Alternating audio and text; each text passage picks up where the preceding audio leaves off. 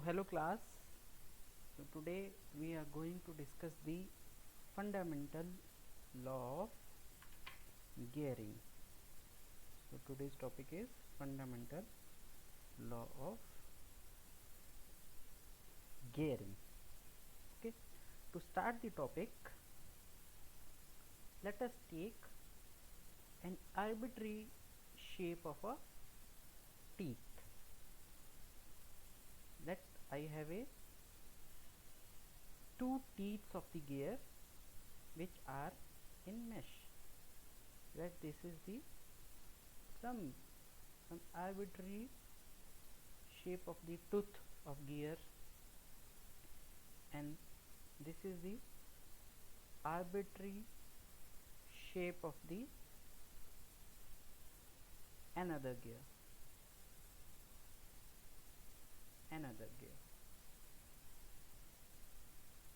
Okay, let this point is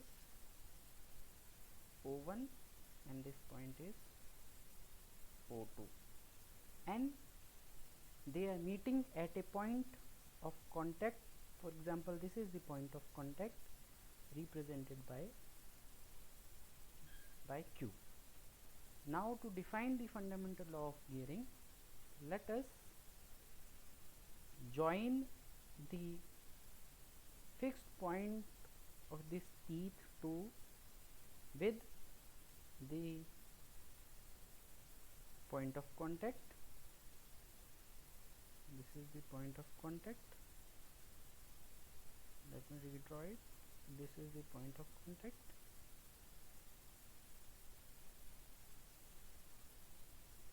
Okay, and point of contact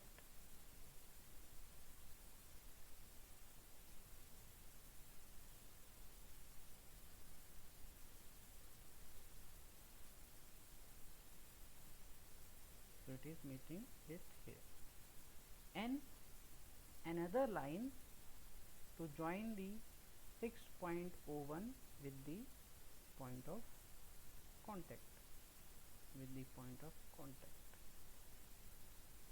Okay, so these two are meeting at a common point which is Q.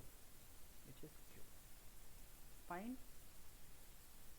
Now the velocity, let me name it as 1 and this teeth has 2. So the velocity with respect to the velocity vector with respect to the teeth 1, this is teeth 2 and this is 2, this is teeth 1.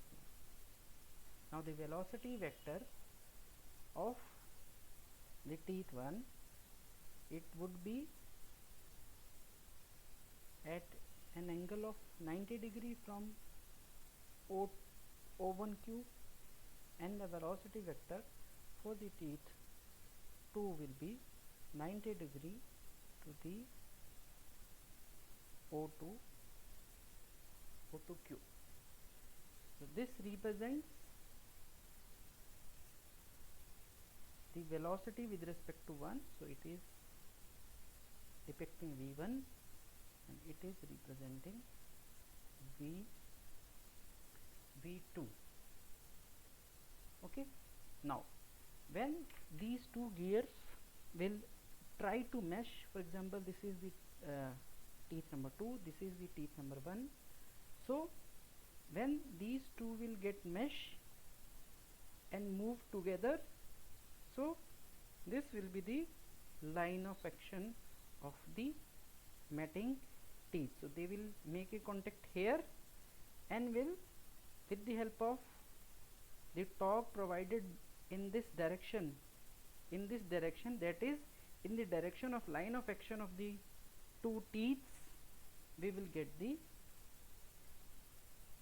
required torque to rotate the driven. So let us assume that this line represents this particular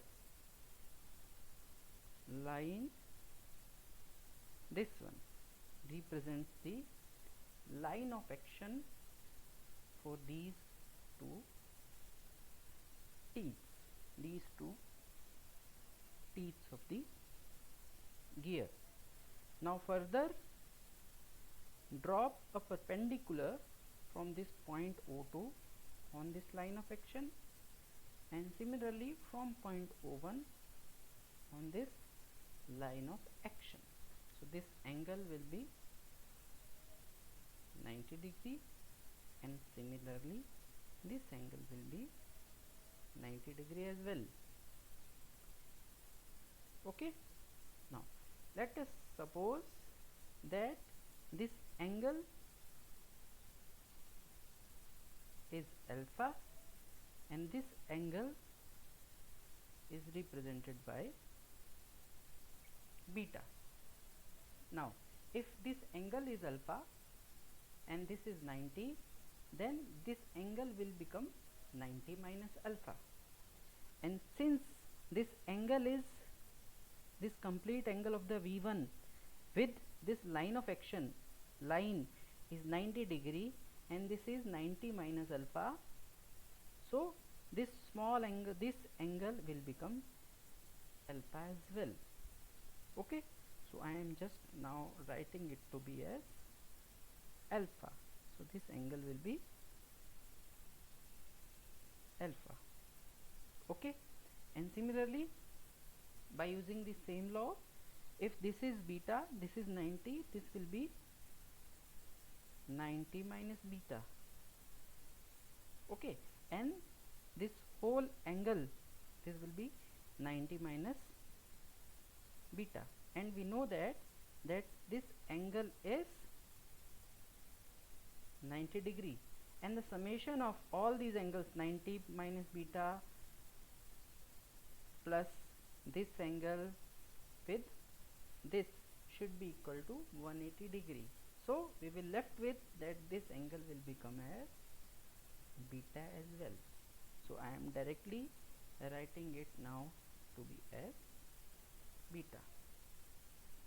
So this angle will become beta.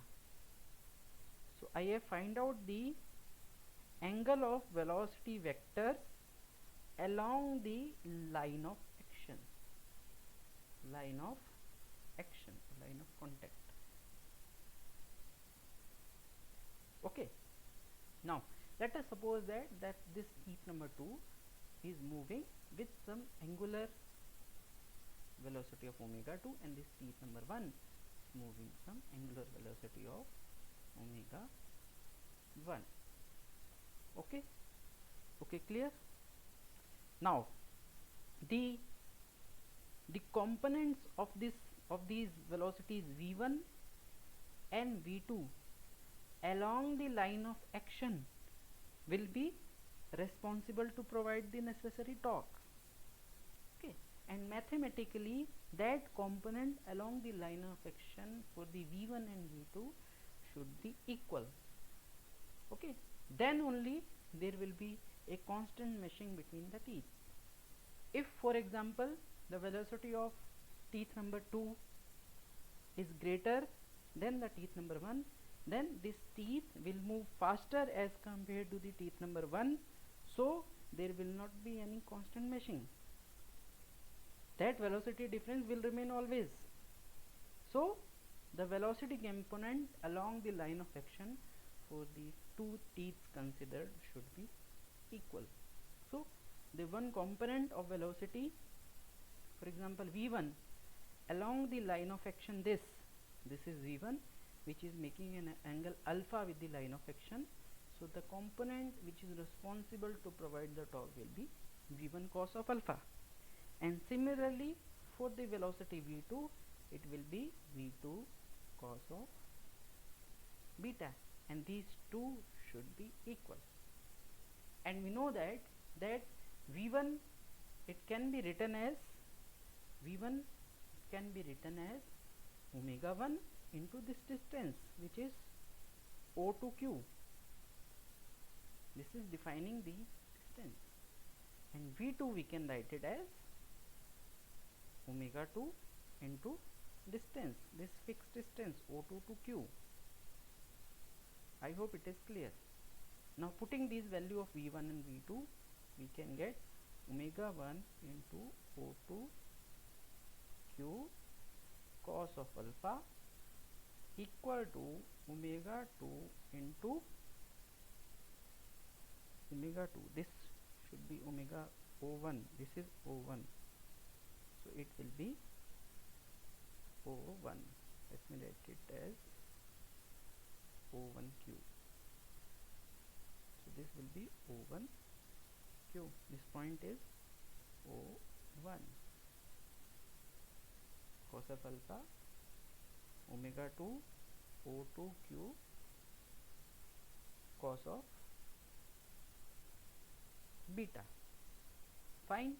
Now in this triangle, let this point is M and this point is for example N. So in triangle O1 MQ, in this triangle we can find out that cos alpha can be defined as base over the hypotenuse.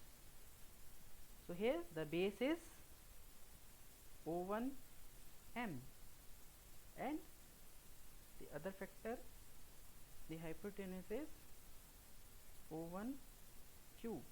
And similarly in triangle O2 N Q, cos beta can be defined as cos beta base is O2 N divided by O2 Q. Now putting the value of cos alpha here and cos beta here, we will get a relation that omega 1 into O1Q into O1M by O1Q equal to omega 2 O2Q into O2N by O2Q. From here we can cancel some terms, which is O2Q by this and O1Q by this, and we will be left with a relation that omega 1 O1M equal to omega 2 O1N, and we can write it as omega 1 divided by omega 2 equal to O2 is, one should be 2, this is O2N divided by O1M.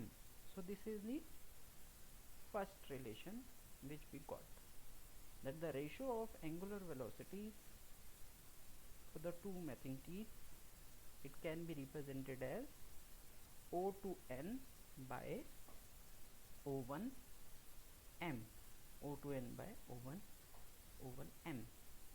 Now join the centers. Now join the centers of these two teeth, O2 to O1. Let me join it.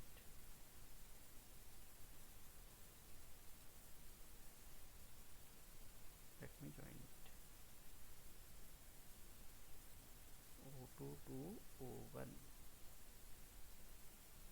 Okay, let me use some other method. O2 to O1, I am joining O2 to O1. Okay, so if I zoom it, I am getting two triangles here as N O2 Q or N O2, and this point at where this line is cutting the line of action. Let me define this point as P. So we have two triangles as NO2 P and MO1 P. Let me draw these two triangles separately.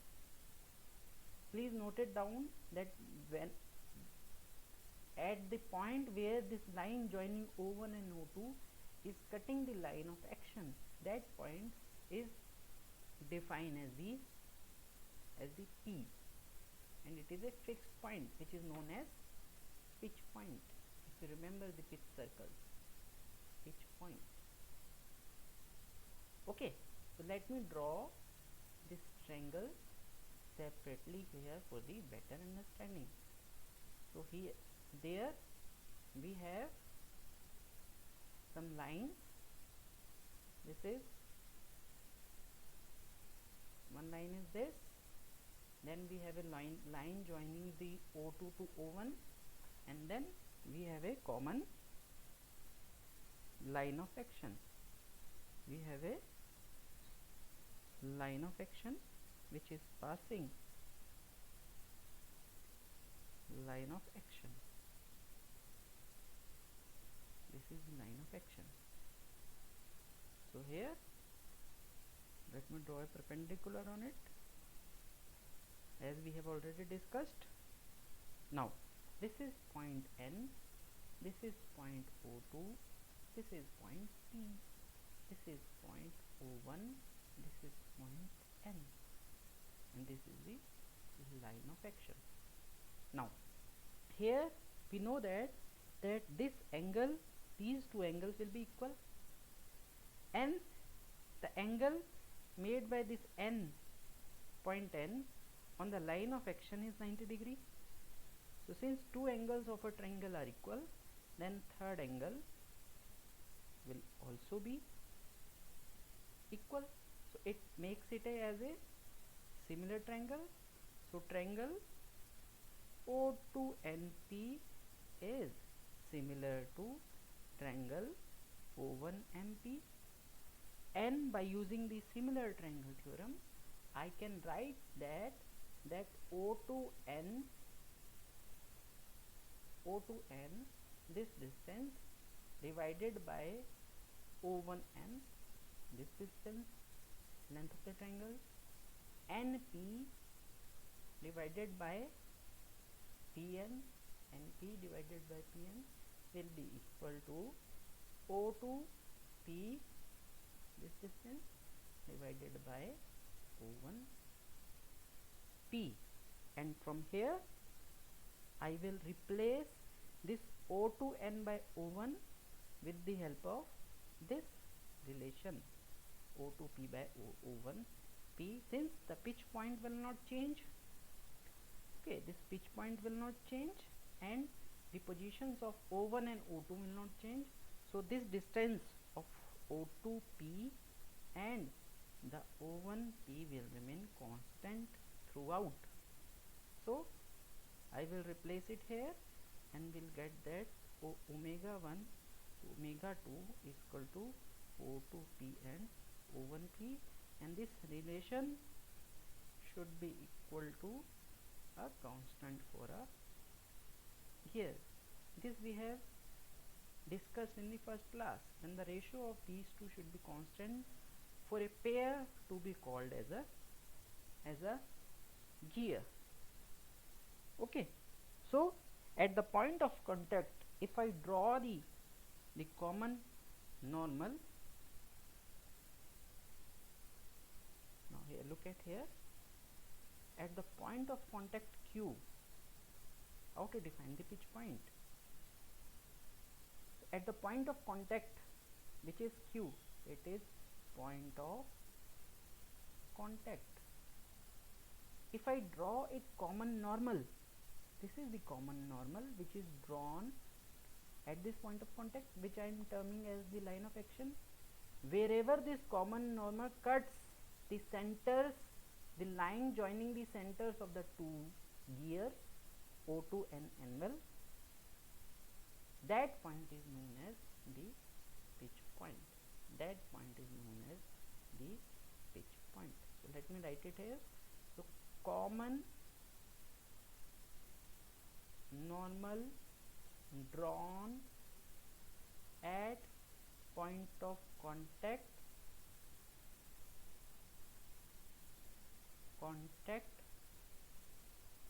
must intersect the line joining centers at a that point is fixed point, or we can also call that point as the pitch point. Okay, so the profile of the teeth, this profile which I have chosen as an arbitrary profile here, should be such that that line of action should pass through the pitch point P. Okay, so we have calculated that omega 1 divided by omega 2 is equal to constant, and that constant is with respect to this pitch point. So the profile of these two teeth should be such that the line of action should always pass through this point P. Now if we have some teeth, some shape of the teeth where the line of action is not passing through P, then for that case omega 1 to omega 2 will not be equal to a constant. So while designing the profiles of the teeth, it should be kept in mind that the line of action should pass through the pitch point. So this is the law of Gale. Thank you very much.